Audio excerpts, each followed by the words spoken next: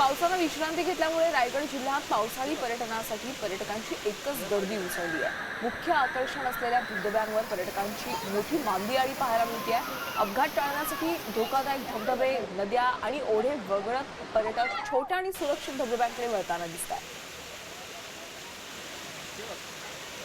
दरम्यान प्रसिद्ध केंबुर्णी धबधब्यावर पर्यटकांच्या उत्साहाचा आढावा घेतलाय आमचे प्रतिनिधी सचिन कदम यांनी। मागील 15 दिवसामध्ये जोरदार पाऊस झाला होता। त्यानंतर रायगड जिल्ह्यामध्ये जी पर्यटनाची परिस्थिती धोकादायक झाली होती। आता जर का आपण या 4 दिवसामध्ये बघितलं तर चांगल्या प्रकारे पाऊस थांबलेला आहे।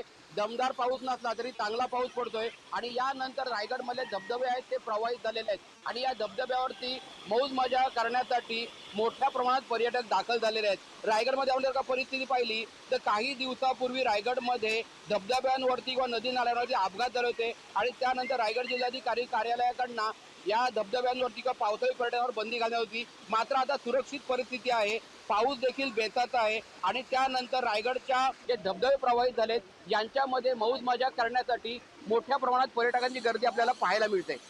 सचिन कदम, साम टीव्ही, रायगड। मी खात्रीशीर न्यूजसाठी फक्त साम टीव्ही बघते कारण तिथल्या बातम्या रिलेट करतात।